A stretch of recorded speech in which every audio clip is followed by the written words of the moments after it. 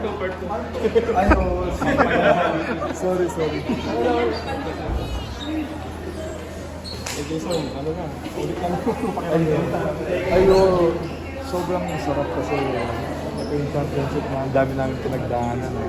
Actually, may mga ibang players ang may mga nararamdaman pero never namin na sinasabi sa media kasi yun nga, di ba?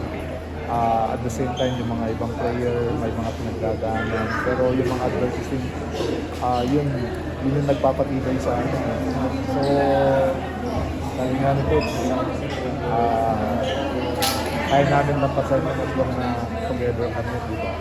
So yun, at least, nag-champion naman, buti naman nag-champion. Sa kalit pa sa may nararamdaman sa team ko. Yes, actually, to be honest,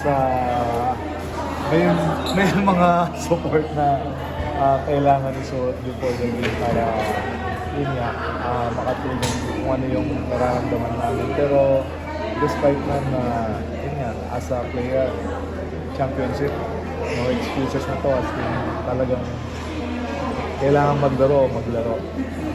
Ay, sa puhod. Ay!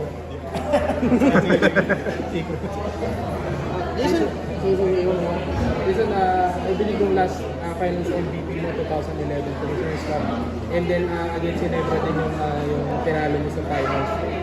Ano yung pagkakaiba ng experience na yun for you? Itong compared dito sa Napaghalata na ako. That time medyo bata pa ako.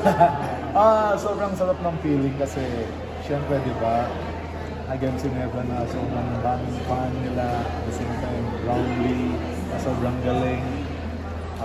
Yung mga rookie nila, sina Holtz. Sobrang special nung championship na to, lalo na sa akin kasi yun nga sa mga pinagdaanan namin na doon.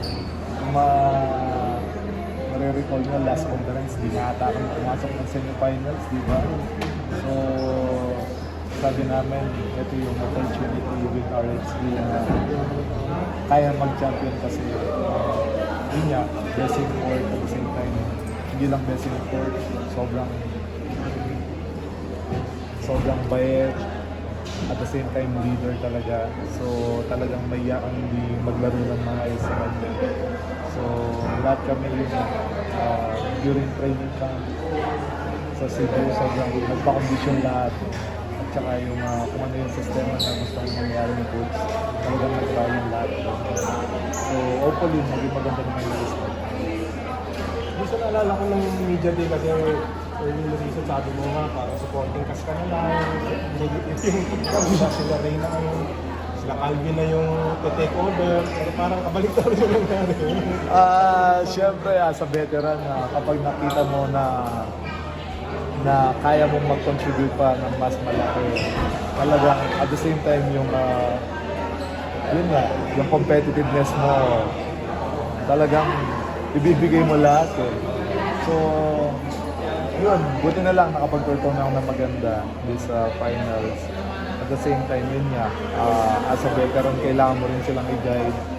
And yun, buti nakuha namin. At the same time, yun nga, makita naman sa kanila na yung potential talaga nila. Pero sa endgame lang medyo nawawala pa. Pero this time na nakuha na namin yung championship, for sure sa mga susunod na championship, sila na yung mag-take over.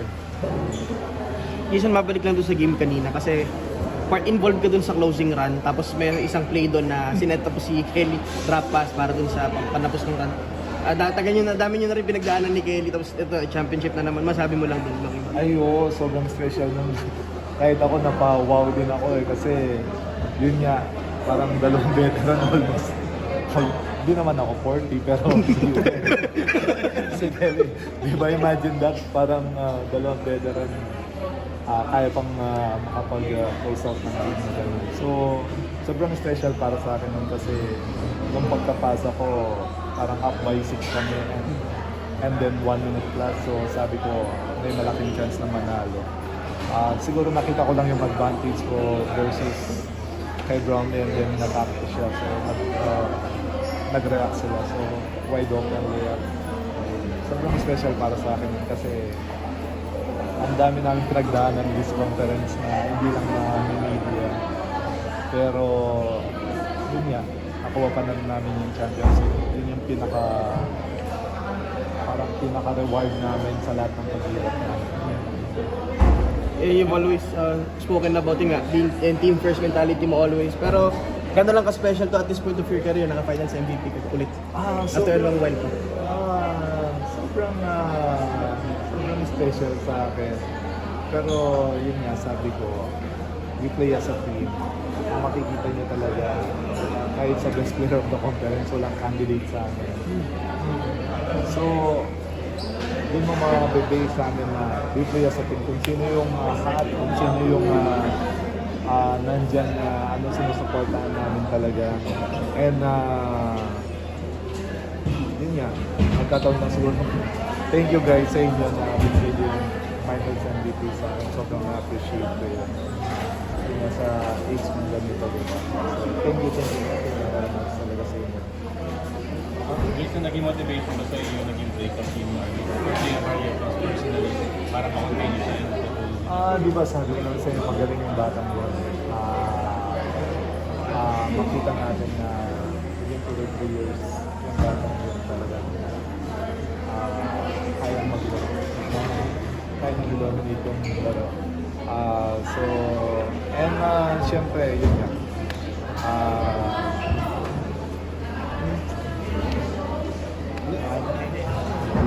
Okay, Jason, thank you. Thank you. Jason, thank you.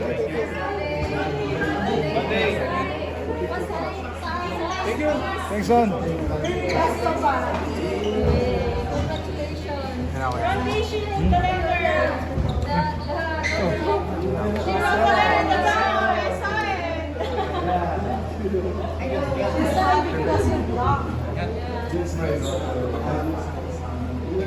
Picture. Live picture mo kami. Let's The one who write the letter. The one who wrote the letter. Congrats for winning the final MVP. I love Jason. Jason Shah for the blur. Congrats for winning the final MVP. Mamaya na. That's your turn, sir. Okay.